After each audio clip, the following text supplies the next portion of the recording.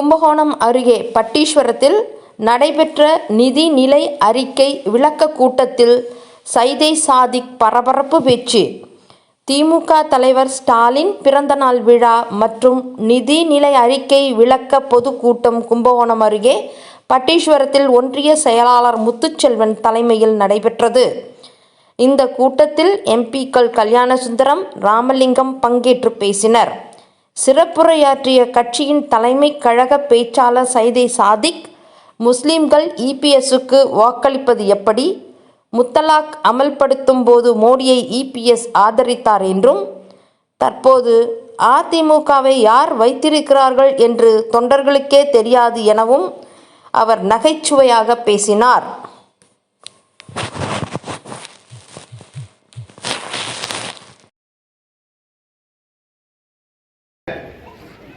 நீதி வழங்கணும். எப்படி நீதி வழங்க முடியும்? என்ன நீதிபதியா தீர்ப்பு வழங்குறதுக்கு 6 மாசம் தண்டனை போ உள்ள. நானும் அவரு காலையில் நின்னோம் கோர்ட்ல. அவரு கையை எப்படி கட்டிருந்தாரு, நான் இப்படி கட்டிட்டு உட்கார்ந்து ஏற்கால உட்காந்துருக்க அம்மா மாதிரி ஒரு அம்மா நீதிபதி இருந்துச்சு. அம்மா உட்கார்ந்துச்சு. நாங்க 2 பேரும் கையை கட்டிருக்கோம்.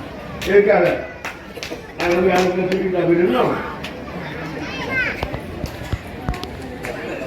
பஸ் கட்டணத்தை உயர்த்தியதற்காக 9:30 மணிக்காவது எதிர்நீச்சலாவது பார்க்க விடுவானுங்களா இல்லையான்னு தெரியாது. கேட்டுட்டு அவர் என்ன சொல்றாரு, வருகிற நாடாளுமன்ற தேர்தலில் அதிமுக 40 இடத்துல வெற்றி பெறும், அதிமுக பலமா இருக்கா? நான் சிரிச்சிட்டேன்.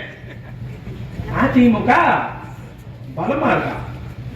ஏதோ அந்த கரகடக்கார படம் பார்த்திருப்போம், ஞாபகம் இருக்குல்ல? இன்னும் இருக்காக்கா? அதுல ஒரு காமெடி வரும். ஒரு சிகப்பு கலருக்கார செந்தில கவுண்டர் பண்ணி தள்ளின்னு வருவாங்க. அப்டேட்ல இருக்கிறாங்க ஊர் மக்கள்லாம். அப்ப என்னன்னு இந்த காரை வச்சு உயிரை வாங்குறீங்க ராமராஜர் சொல்லுவார். அப்ப கவுண்டர் பண்ணி சொல்லுவார், என்ன தம்பி இப்படி சொல்லிட்டீங்க, இந்த காரை யார் யார் வச்சிருந்தா தெரியுமான்னு பட்டியல் போட்டு இந்த காரை கவர்ச்சி நடிகை சொப்பன சுந்தரி வச்சிருந்ததுன்னு. அப்ப செந்தில் போய் கேட்பாரு, இப்ப சொப்பன சுந்தரி யார் வச்சிருக்கிறான்னு. பல ஆள் ஒரு அளவு விடுவார். அவன் யாரு வச்சுக்கிறா பாக்குறதான் என் வேலையா. அந்த மாதிரி இப்ப அதிமுக யாரு வச்சிருக்கிறான் அதிமுக தொண்டனுக்கே தெரியாது. ஒரு ஏழை சசிகலா கிடக்குது, ஒரு ஏழை எடப்பாடி கிட்ட, ஓபிஎஸ் காம மட்டும் சின்னுங்கிறாரு. கேட்டா இதான் அதிமுக. இதான அதிமுக? உண்மையா சொல்றேன், அது பங்காளி கட்சி தான். இருந்தாலும் அதிமுக இவ்வளவு கஷ்டகாலம் வரக்கூடாது. எல்லாம் அண்ணா திமுக அண்ணா திமுக அண்ணா திமுக அமித்ஷா திமுகவா மாறி 6 வருஷம் ஆயிடுச்சு.